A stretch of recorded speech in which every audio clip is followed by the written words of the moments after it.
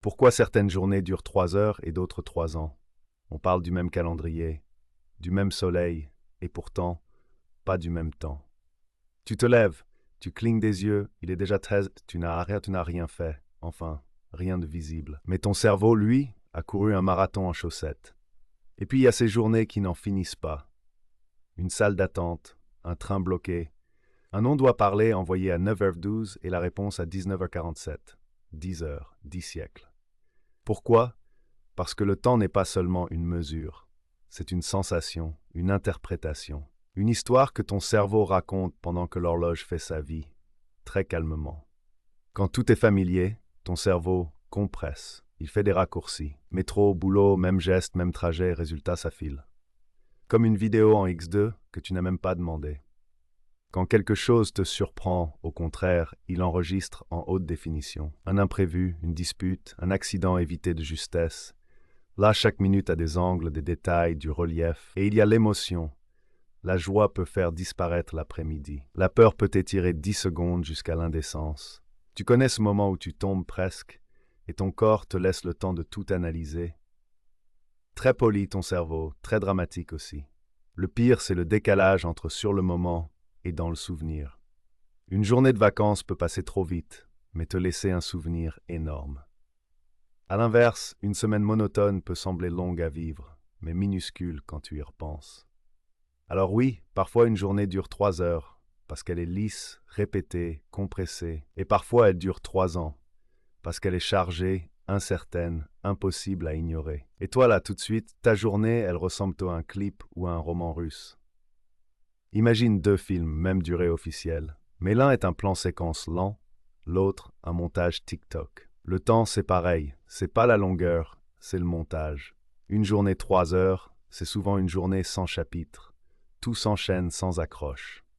Tu ne sais plus dire ce que tu as fait, parce que rien n'a fait clic. À l'inverse, une journée 3 ans a des scènes, des coupures, des rebondissements. Elle te force à tourner la tête, à recalculer, à te demander « Ok, et maintenant ?»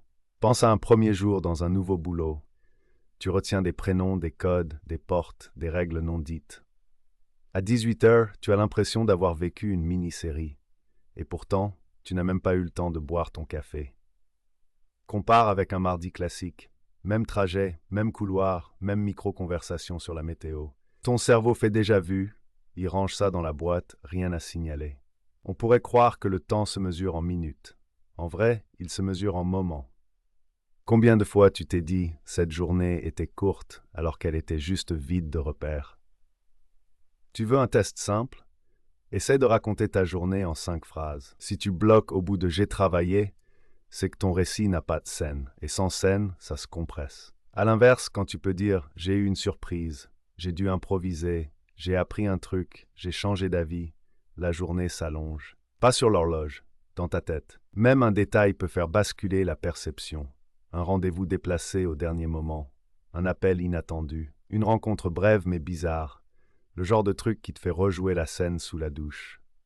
Et puis il y a le suspense. Rien n'étire plus le temps qu'une information incomplète. On te rappelle, on verra, on en reparle. Merci vraiment, tu viens d'inventer une journée élastique. Le plus ironique, tu peux avoir une journée objectivement calme mais mentalement saturée. Une journée passée à attendre une décision, à ruminer, à anticiper. Extérieurement, tu n'as pas bougé. Intérieurement, tu as fait 3 tours du monde. Donc non, ce n'est pas que certaines journées trichent. C'est que ton cerveau est un monteur. Il coupe, il accélère, il ralentit, et parfois il te met une musique dramatique pour un truc parfaitement banal. Au fond, la question n'est pas combien d'heures, c'est combien de reliefs, combien de virages, combien de choses qui ont compté, même en silence.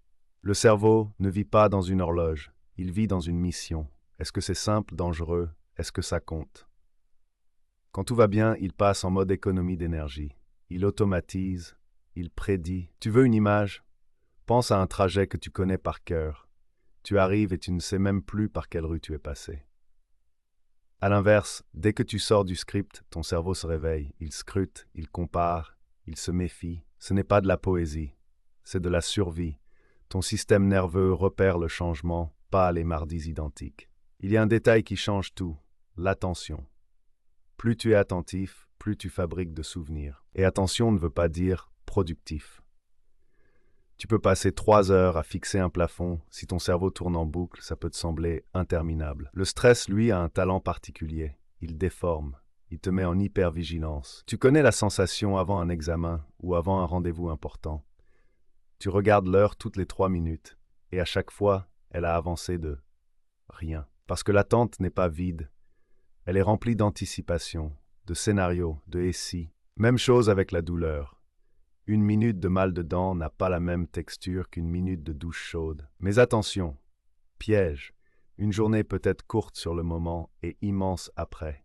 La mémoire ne stocke pas la durée, elle stocke des points. Des points, c'est quoi? Des débuts, des fins, des surprises, des émotions, des décisions. Tu peux manipuler ça un peu, pas en contrôlant le temps, en contrôlant tes repères. Un mini-rituel. Un truc qui fait clic. Ce n'est pas une injonction à vivre intensément. L'idée, c'est juste de remettre du relief là où tout s'aplatit. Parce que sinon, les semaines passent, puis les mois, puis tu te réveilles un matin en te disant « Attends, on est déjà là ?» Alors pourquoi certaines journées durent 3 heures et d'autres 3 ans? Parce que ton temps n'est pas une règle. C'est un récit. Et ton cerveau est l'auteur, le monteur et parfois le critique le plus sévère. Tu veux que tes journées arrêtent de disparaître. Donne-leur une signature, 10 minutes dehors, un café sans écran, une page lue. Tu veux survivre aux journées qui durent 3 ans, cherche la première action minuscule. Fermer une boucle, c'est parfois plus puissant qu'un grand discours. La vérité, c'est qu'on ne veut pas du temps rapide ou lent, on veut du temps habitable. Une journée, c'est pas un chiffre, c'est un chapitre. Raconte-moi un exemple concret en commentaire, une scène, une phrase, un détail. On va voir ensemble ce qui étire, ce qui compresse.